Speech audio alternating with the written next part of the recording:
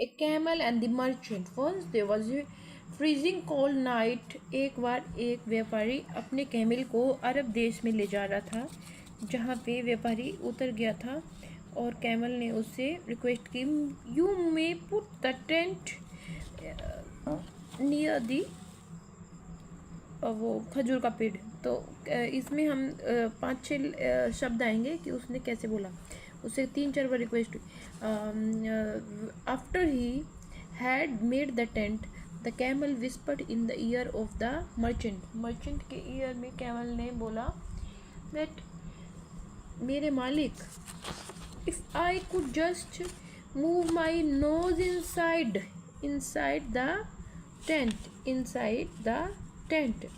तो उसने कहा कि क्या मैं अपने केवल अपना नोज टेंट के इनसाइड, नोज ये नोज होता है, इनसाइड भेज सकता हूँ। तो उसने कहा okay but don't disturb my sleep, because आपको पता है ये टेंट कितना छोटा होता है।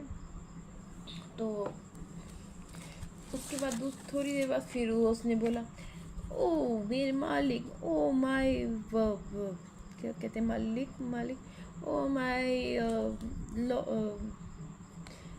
अरब की कहानी है, camel and Arab. Oh my merchant, ये मालिकों से बोला होगा, my lord, if it I could not I could not be I would not be able to go if I didn't put my 4 legs inside. कह रहे मैं अपना बाहर, मुझे इतनी ठंड लग रही है और मैं कल नहीं जा सकूँगा।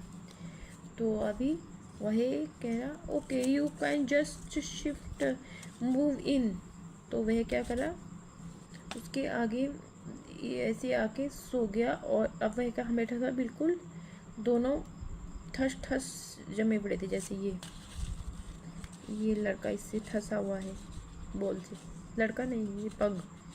तो अब ये कैमल ने क्या करा, इसके कान में दोबारा बोला, 3 बज गए थे रात के।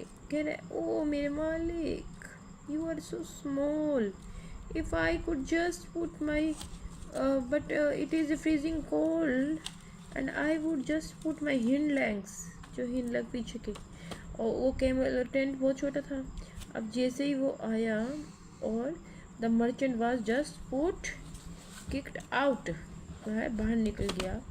तो ये जो स्टोरी है इसमें 3 बार उसने उससे आज्ञा मांगी, उसके बाद वह टेंट से बाहर निकल गया और उसने उस अरब को कहा कि तुम तो हो ही छोटे से और मेरा शरीर इतना बड़ा है, तो मेरे को क्या ज़रूरत है, यानी कि मुझे क्या ज़रूरत है बाहर रहने की, तुम ही आराम से बाहर रह लो और मैं टेंट में आराम से आराम करूँगा। तो वो टेंट में पूरा समा गया और उसका जो मालिक था वो बाहर निकल गया। तो ये वर्ड्स भी ऐसे हैं, बिसाइड, बिहाइंड।